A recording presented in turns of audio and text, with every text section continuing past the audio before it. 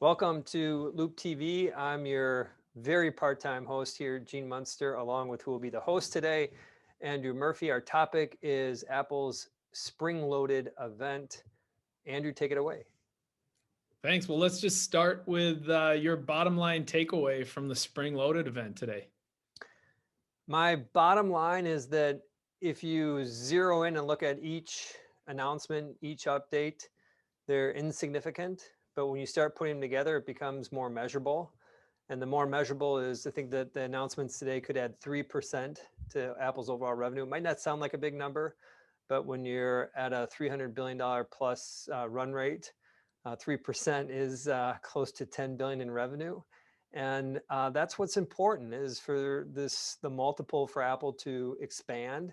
They just need revenue visibility, and this is how you do it. You do it by these one piece at a time. The big swings are going to come with AR and mixed reality or with something in automotive. But in the meantime, these little announcements definitely add up. Yeah, it seems like they just continue to refine the ecosystem. Let's walk through some of the new announcements and chat about what we think. The first and most important announcement in your mind was which one? First was the iMac, and I think that's significant because it's been a long time since it's had this significant of an update. It's been 22 years since they've added colors. That's not the reason why I'm excited about it. It is just something that needed a deep refresh. They optimized it for the Zoom calls, better mics, better speakers, better camera. I think that sits well, and I think we believe that overall, the overall Mac business, call it 20 to 25% of the Mac revenue is iMac related. And so this is a nice boost. They also bumped the starting price up by 18% on this. And then they added a color tax. This is comical. I'm forgetting the three colors that fall into this category, but for an extra $200, essentially you're paying for new colors. You get a little different hardware, but for the most part, it's $200 more for three very special colors. So I put this together and think it's a sign that the Mac business overall is in good hands. I think the iMac business is going to get a bump. And then the rest of the Macs, they didn't touch any of the pricing, which I think is a sign that demand is going well on that front. And the last piece is margins are probably going to be flat to up slightly for the iMac business given the price changes. All right. So, quickly on the iMac, what users do you think are appropriate for the iMac, or where does the iMac fit in their lineup? So this is still, you got to take a global perspective on the iMac, is that for a lot of us, the computer of choice is portability. But I think globally there's an opportunity for kind of a family computer that's locked down. Some people don't want their kids to be wandering around with a computer. And so there is still this family computer. There's still room in the classroom. More and more schools have portables, but there is room for these desktops in some classrooms. So that's a style, a setting.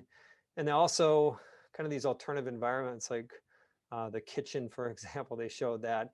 I think you put it together, this is still a smaller part of the overall Mac business, undoubtedly. We think the Mac portables are 70% plus of the units, but something that still matters. All right. So then, second most important announcement, I'm guessing you would say, is the iPad Pro. Before we leave the Mac, many people have been wondering, when are they going to add touch to the Mac?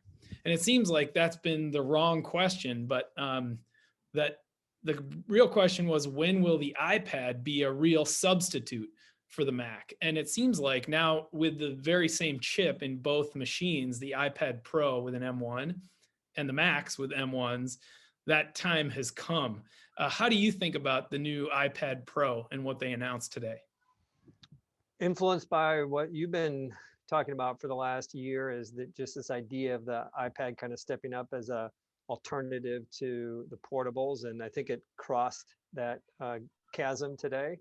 The iPad Pro, in my view, is more of a Mac now with the M1 chip than it is an iPad. And the prices would suggest as much, as they kept the smaller iPad Pro at a similar $800 entry price, but the more popular 12.9-inch iPad Pro, they raised the price by 10%. And so I think that the price even feels more like a Mac.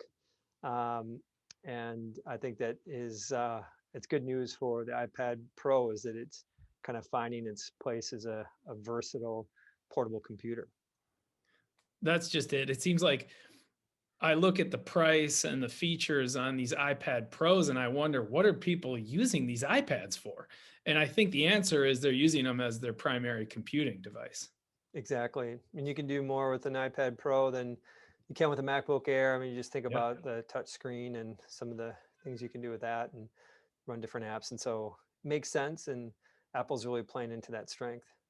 All right, so we'll keep it moving. Before we get to the AirTags, an exciting new product from Apple, any other announcements stick out that you wanted to talk about? Well, they had a nice update. It's really doesn't matter, but it's for Apple TV, a new remote. Still an expensive product relative to other. If you look at a Fire TV, it costs about $30. This is starts at 6x that price, but for kind of premium uh, smart TV people, this is a nice little update. Again, doesn't really move the needle. They've made some changes to the podcast product. Looks like they're coming out with a subscription. Score one for Andrew Murphy and for Loop on this. This is one of your predictions for 2021 is that Apple would come out with a premium podcast service. Some of the details around pricing are still limited, so we're doing some work on that, but that was measurable. And then drum roll to AirTags. All right, so let's hit the AirTags. $29 for a location sensing device that you can put on your items or in your items to help find them in the Find My app.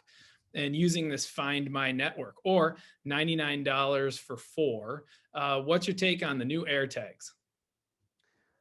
First, I think it's going to be a hit. It's going to take time to get there, and I think that this can be a couple percent of revenue over time. AirPods are about 5% of revenue, so that's my one-liner on it. Just taking a step back, you think about productivity tools.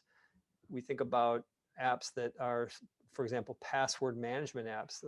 They're often thought of as security applications, but in some ways they are a time saver, allowing you to remember your passwords. I think that finding purses, wallet, keys, potentially your pet, all of those are also an opportunity to save time. And I think Apple is jumping into it.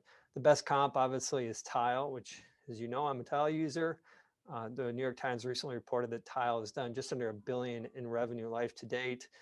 This, I think, is going to, just given the marketing machine behind Apple and the Blow that out of the ecosystem water. factor, it's going to help that. So I think this is going to, it's going to be one of those surprising things where you're not going to hear a lot about them, and then your friends are going to get them, and then you're going to think, for $30, why not give it a try? And I'm excited. I want to see how you recharge them, or hopefully if you Mhm. change the battery on them, that would be a setback. I need to do a little bit more work on that Or front, just but get new ones.